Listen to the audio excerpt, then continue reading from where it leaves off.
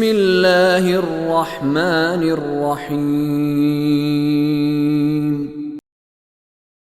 وَإِذْ قَالَ رَبُّكَ لِلْمَلَائِكَةِ إِنِّي جَاعِلٌ فِي الْأَرْضِ خَلِيفَةً قَالُوا أَتَجْعَلُ فِيهَا مَن يُفْسِدُ فِيهَا وَيَسْفِكُ الدِّمَاءَ وَنَحْنُ نُسَبِّحُ بِحَمْدِكَ وَنُقَدِّسُ لَكَ قَالَ إِنِّي أَعْلَمُ مَا لَا تَعْلَمُونَ۔ آیت نمبر 30۔ وَإِذْ قَالَ رَبُّكَ لِلْمَلَائِكَةِ إِنِّي جَاعِلٌ فِي الْأَرْضِ خَلِيفَةً، انسان کو اپنی قدر بتانے کے لیے یہ عجیب و غریب آیت ہے۔ انسان اللہ کی نظر میں کتنا بلند ہے، وہ مقام کہ جو اللہ نے ملائکہ کو، فرشتوں کو عطا نہیں کیا۔ اپنی خلافت، زمین میں اللہ کی نیابت۔ اس کا سادہ مطلب کیا ہے؟ جو کسی کا نائب ہوتا ہے وہ وہی کرتا ہے جو نائب بنانے والے نے اس سے چاہا۔ ٹھیک ہے نا؟ نائب ہو اللہ کا اور حرکتیں ہو شیطان والی، یہ اللہ کا نائب۔ یہ کیا ہے؟ پوٹینشلی انسان میں یعنی صلاحیت رکھ دی گئی ہے اللہ کا، اگر اس صلاحیت کا صحیح استعمال کرے تو پھر اللہ کے نیابت کے مقام پر فائز ہے۔ توجہ فرما رہے ہیں؟ اور اگر نہ کرے، قرآن فرماتا ہے لَقَدْ خَلَقْنَا الْإِنسَانَ فِي أَحْسَنِ تَقْوِيمٍ، ہم نے انسان کو بہترین، خوبصورت ترین طریقے سے خلق کیا۔ اس کے مقابلے کی کوئی مخلوق نہیں جس کو انسان سے بہتر خلقت عطا کی۔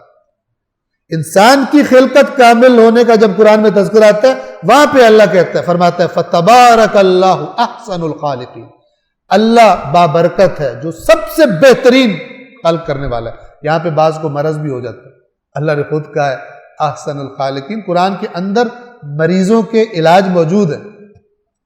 قرآن کے اندر کہتے ہیں، اللہ کہہ رہا ہے نا احسن الخالقین، اس کا مطلب اور بھی خلق کرنے والے ہیں اور عوام بیچاری کو گمراہ کر دیا۔ اللہ بھی خالق اور بھی خالق، اللہ جیسا کوئی خالق نہیں۔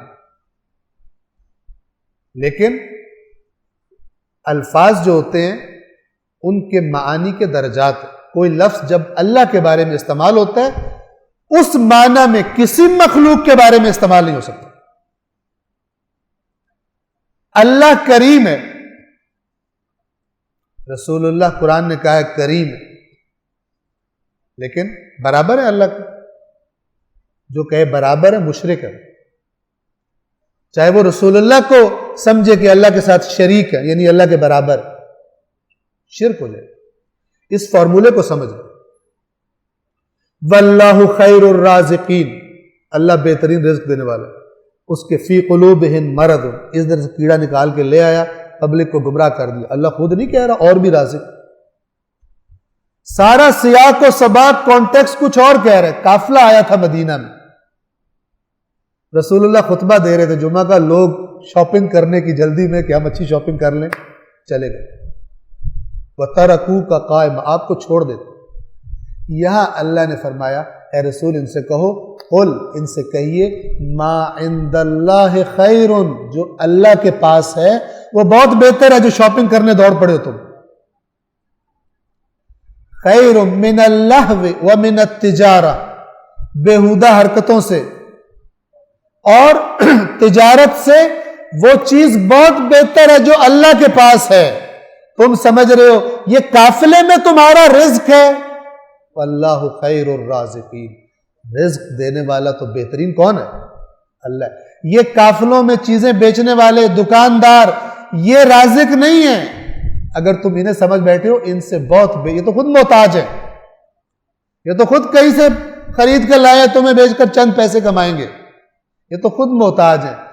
وہ جس کے بارگاہ میں تم بیٹھے تھے اور ہمارے رسول کو کھڑا چھوڑ کر چلے گئے، اس کے لیے ان کو جو تم رازق سمجھ رہے ہو یہ رازق، یہ کانٹیکسٹ ہے اس آیت کا، اور تھوڑا سا غور کرنے والے کو بڑا آرام سمجھ آتا ہے۔ اس کے اندر سے اللہ کے لیے شرک بنا لینا، ایسی عقلوں پر بھی لوہے لکھنے چاہیے اور ایسی عقلوں پر بھی ماتم کرنا چاہیے۔ البتہ سب سے بڑھ کر تو ماتم ان عقلوں پہ کرنا چاہیے جو قرآن مجید پڑھنے کا خیال جن کے اندر نہیں آتا۔ صلوات پڑھیں محمد والے۔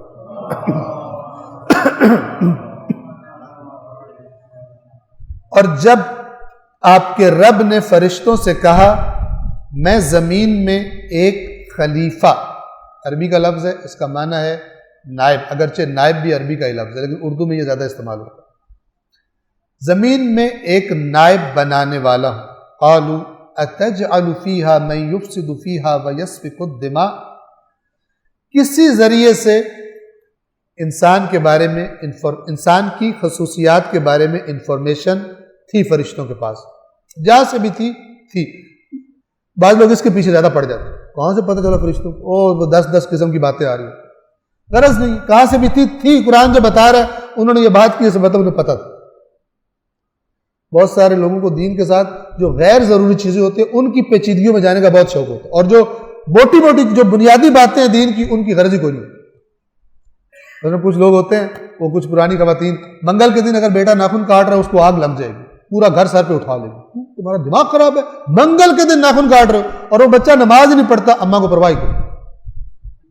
بعض لوگوں نے دین کی ان امپورٹنٹ چیزوں کو اتنا امپورٹنٹ کر دیا اور امپورٹنٹ ترین چیزوں کو کھا پی گئے ہیں، پتہ پرواہ کوئی نہیں۔ تو فرشتوں نے کہا کہ کیا اے اللہ کیا تو زمین میں اسے اپنا خلیفہ بنائے گا کہ جو، یعنی ان کو بات سمجھ نہیں آئی تھی، جو فساد کرے گا، تو عادل، تو اتنی یعنی ہر صفت تیری کمال پر، بے عیب و بے نقص، تیرا نائب یہ، اور کہا بھی انہوں نے سچ تھا، انسان کی حالت دیکھنے آ گیا، فساد کرے گا اور خون بہائے گا، قتل و غارت کرے گا۔ وَنَحْنُ نُسَبِّحُ بِحَمْدِكَ وَنُقَدِّسُ لَكَ، اور جو فرشتوں کو سمجھ تھی کہ بڑے مقام تو ان کے لیے جو یہ قتل و غارت نہیں کرتے، جو فساد نہیں کرتے، خداوند عالم کی عبادتیں کرتے رہتے ہیں، تسبیحات کرتے رہتے ہیں، اللہ کی تقدیس بیان کرتے ہیں، اس کو پاک و پاکیزہ ہر عیب سے پاک بیان کرتے ہیں، ان کو ہونا چاہیے یہ جو یہ کام تھوڑا کرے گا، یہ والا کام زیادہ کرے گا، خرابی والا، یہ ان کو بات سمجھ میں نہیں آ رہی تھی۔ یاد رکھیے فرشتہ اللہ پر اس میں ایسی چیز رکھی ہی نہیں گئی کہ خدا پر اعتراض کرے۔ توجہ فرما رہے ہیں، یہ صلاحیت بھی ہم میں، انسانوں میں، فرشتے میں اللہ پر اعتراض نہیں، لیکن ان کو سمجھ نہیں آیا کیونکہ فرشتے میں عقل ہے، لیکن شہوت اور خواہشات اور وہ چیزیں فرشتے میں نہیں ہیں۔ تو انہوں نے اللہ تعالیٰ سے سوال کیا، نہ اعتراض کرنے کے لیے، پوچھنے کے لیے کہ بات ان کو سمجھ نہیں آ رہی تھی۔ قال، اللہ تبارک و تعالیٰ نے فرمایا، انی اعلم ما لا تعلمون، یقیناً مجھے اس بات کا علم ہے جو تم نہیں جانتے۔ اللہ نے انکار نہیں کیا کہ انسان خرابیاں نہیں کرے گا، خدا نے فرمایا مجھے پتہ ہے اس نے یہ سب کچھ کرنا ہے، لیکن جس حکمت کے تحت میں اس کو نائب بنا رہا ہوں تمہیں اس کی خبر نہیں ہے، اور شاید بات اتنی بڑی تھی کہ اللہ تعالیٰ نے اس وقت بتائی بھی نہیں، تو میں جانتا ہوں کہ تمہیں ابھی بات سمجھ میں نہیں آئی۔ صدق اللہ العلی العظیم۔